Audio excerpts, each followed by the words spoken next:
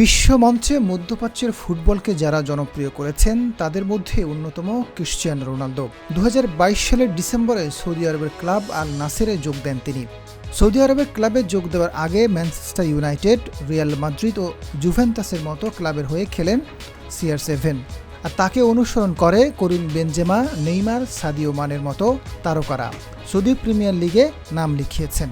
Pro লিগের দল আল নাসেরের হয়ে দুর্দান্ত ফর্মে আছেন রোনালদো। সৌদি লিগে যোগ দেওয়ার পর থেকেই যেন গোলের ক্ষুধা আরও বেড়ে গেছে রোনালদোর। একের পর এক মাইলফলক ছুঁয়ে যাচ্ছেন তিনি। এখন পর্যন্ত 900 গোলের রেকর্ড গড়েছেন। এরপর তো জানিয়ে দিয়েছেন গোলের সংখ্যা হাজারে নিয়ে যেতে চান তিনি। সর্বশেষ প্রথম ফুটবলার হিসেবে টানা 25 বছর গোল করার রেকর্ড গড়েছেন।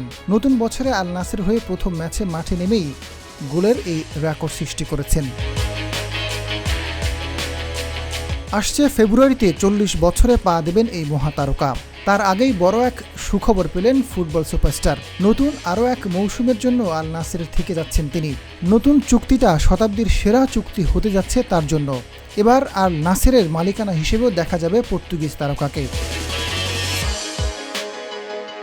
রোনালদোর সঙ্গে আল নাসেরের নতুন চুক্তিতে দলের মালিকানার 5% পাবেন। বেতন বাবদ প্রতি মৌসুমে 18 কোটি 30 লাখ ইউরো পাবেন বাংলাদেশি মুদ্রায়, যা 2294 কোটি টাকার সমান, যা প্রতি মাসে দাঁড়ায় প্রায় 191 কোটি টাকায়।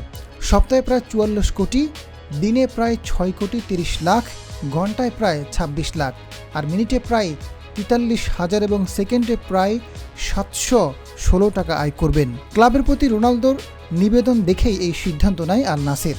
এমন চুক্তি পাওয়ায় জানান দিচ্ছে এখনও ফুরিয়ে যাননি পর্তুগিজ মহাতারকা। Azad Faruk, GTV news.